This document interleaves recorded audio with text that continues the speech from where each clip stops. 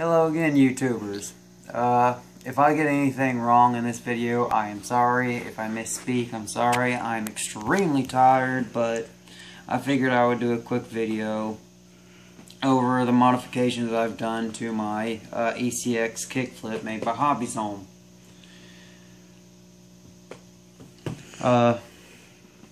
As you can see, it has a wider rear axle, so we'll compare it to the stock.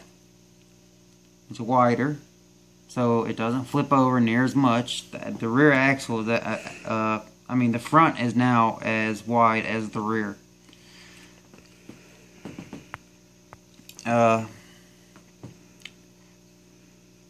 Better looking rims, rubber tires.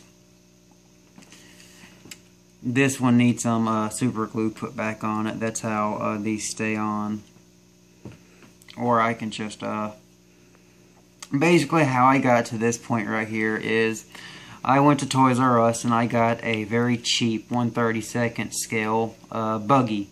It was $19.99 and it ran off 3 AA batteries, had no power, so I tried to put a 7.4 volt 2-cell 26C max, but 20C, so 20 amp non-stop, and it ended up giving me the evil blue smoke that completely fried the circuit board.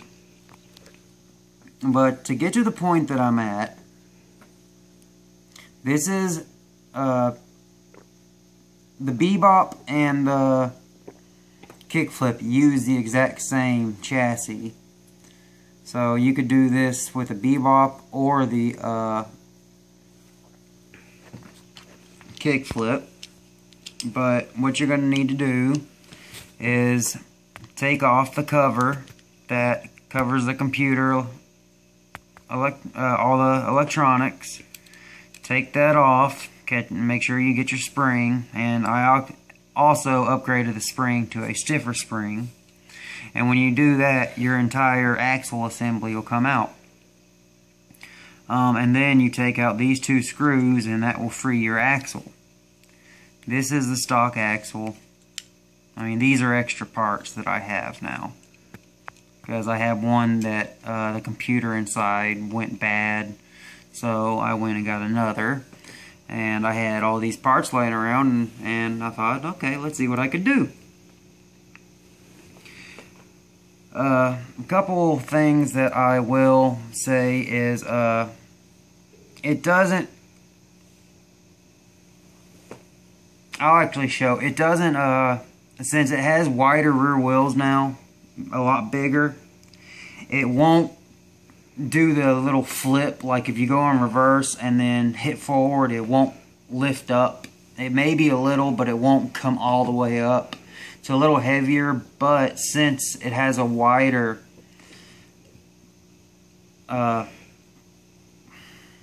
wheelbase,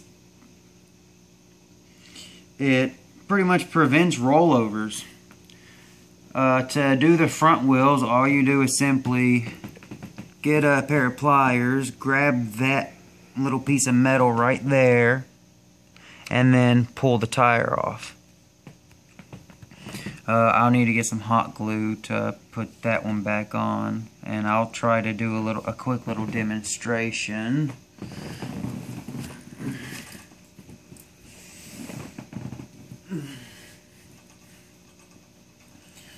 But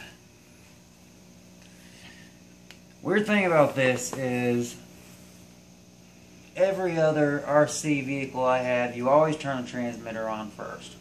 With this, you always turn the car on first and then the transmitter, and you'll see it stop blinking red immediately, and you'll see that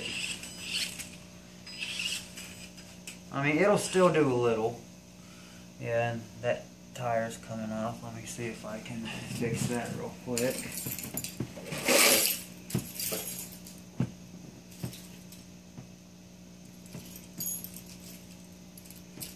Yeah, probably not going to be able to do a real quick fix on that.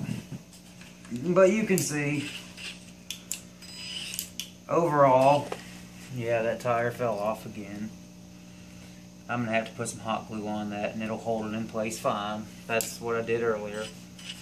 But the steering is a lot, going in a straight line, you get more speed because the wheels are bigger.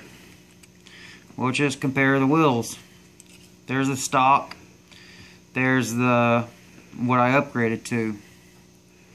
In the rear, there's the stock. There's what I upgraded to. As you saw, it will still sort of jump up, but it won't jump up and do the flips because these tires are too big. But overall, it gives, in a straight line, better overall handling. And like I said, all you do is you'll have to take your axle and pull off the old tires, which is not an easy feat. I will go ahead and tell you that now.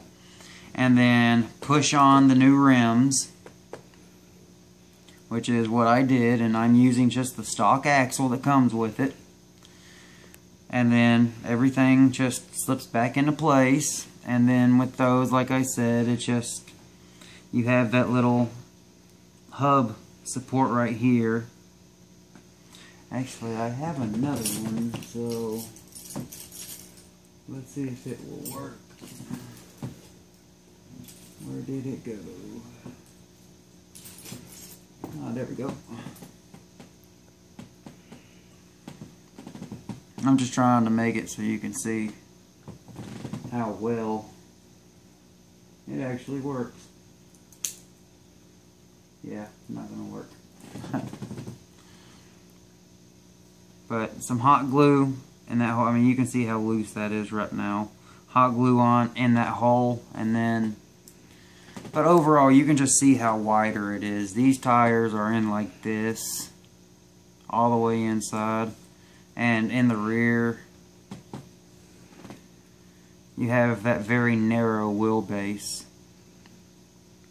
And since the wheels are bigger, you get stock, you get about 15 miles per hour. With this, you get about 18 to 20 miles per hour. And like I said, you just take off what covers the computer, and then that releases the rear. Oh yeah, the other thing I wanted to go over. As you can see in the back, I have a red spring. That is also from this. It's from the front suspension. I tried using one from the rear suspension, but it was too stiff.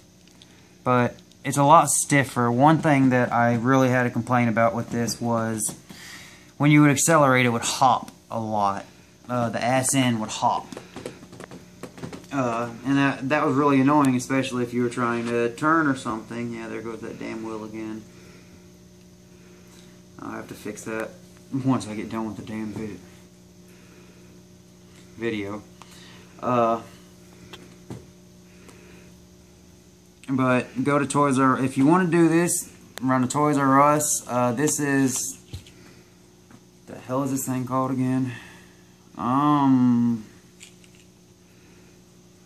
It's a 27 megahertz. I can't even remember exactly what it's called. I have the transmitter right here. Oh yeah, Fast Lane RC. 27 megahertz. Here's the transmitter for it, but this thing does not work. You can even see the front, the steering motor is a huge 180 size motor, and I have two 180 size motor, 180 Pro Extreme Pro 180 motors. Excuse me. And I basically cut away all the plastic so the 180 motor would fit in. It worked for about 5 minutes, and then it completely started just blue smoke coming from all the electronics. So if you would like a more stable, and if you're always having it flip over, you won't be able to do donuts, you won't be able to do flips, but it will be a more stable car. Like if you want to actually race it, you can. It stays in a straight line because you're not fumbling with these tiny little tires. These tiny little wheels that are foam. I mean, these are actual rubber. They have no foam inside of them. Damn that wheel. Definitely going to have to get some super glue. I mean some hot glue and fill that in. Because that's really getting annoying. I had it working earlier and it was working just great. Top speed, like I said, goes up. But that's really overall it. You have to take the shell off completely. You take off these two little clips. The wing comes off first, and then the whole body comes off, and then take those 4 screws off. Then that comes off. Take those 2 screws out. Take the axle out. Take the wheels off. Put the new wheels on. Put it back in place. Pull the old tires off. Press on the new tires, and you're set. So, a cool little mod you can do to your ECX Kickflip or ECX Beatbox to make it have a higher top speed and make it more stable and straight lines. And I actually like it like this if I'm actually going outside or something, but when I'm indoors, I like to be able to do donuts and hit jumps and stuff. And that spring in the back is soft enough that it still compresses. If this was off, you would see it compress a lot more. But that's what I've done thus far. As I do more things to it, I will keep it updated. I always do. And anyone that knows me knows stock is never good enough for me. You can look over at my Delta Ray. It has the Pro 180 Extreme motors in it. Extreme Pro 180 motors with prop adapter collets to hold the props on, because press on props with those motors, they'll just fly off every damn time.